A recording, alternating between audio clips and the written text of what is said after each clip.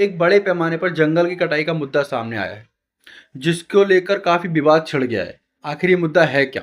हैदराबाद केंद्रीय विश्वविद्यालय के पास 400 एकड़ में फैले जंगल को तेलंगाना सरकार के पास आईटी और इंफ्रास्ट्रक्चर विकास के लिए इस्तेमाल करने का प्रस्ताव है, जिसका छात्र और पर्यावरण कार्यकर्ता विरोध कर रहे हैं। विरोध क्यों कर रहे हैं?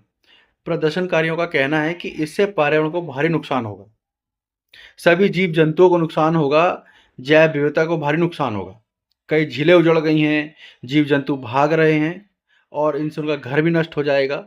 आने वाले समय पे काफ़ी आकस्मिक या फिर प्राकृतिक आपदाओं का खतरा बढ़ जाएगा। आरोप है कि सरकार अपनी जेब भरने के लिए निजी कंपनियों के हित में काम कर रही है। यहाँ सरकार ने अपना पक्ष रखते हुए कहा है कि ये जो ज़मीन है वो पूरी तरह से सरकारी है।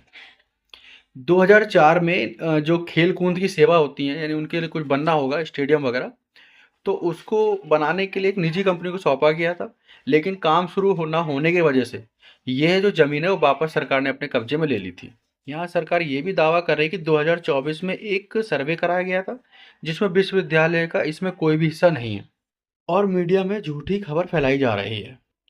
अब यहाँ पर विश्वविद्यालय भी अपनी बात रखता है, वो कहता है कि सरकार झूठ बोल रही है, ऐसा कोई सर्वे हुआ ही नहीं है, केवल एक निरीक्षण हुआ था और उस निरीक्षण को विश्वविद्यालय कोई सीमा के तौर पर नहीं मानता है।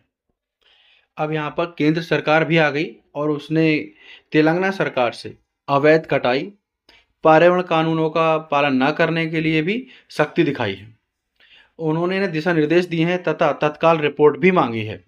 यहाँ सुप्रीम कोर्ट ने तेलंगाना हाई कोर्ट के रजिस्ट्रार को निर्देश दिया है तुरंत दौरा करें और एक रिपोर्ट भेजें तथा जब तक ये मामला विचाराधीन है वहां पर कोई भी एक सिंगल पेड़ न काटा जाए।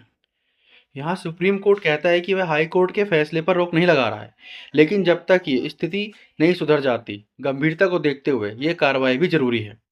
अब वर्तमान स्थिति क्या है? मामला सुप्रीम कोर्ट और हाई कोर्ट दोनों में विचाराधीन है।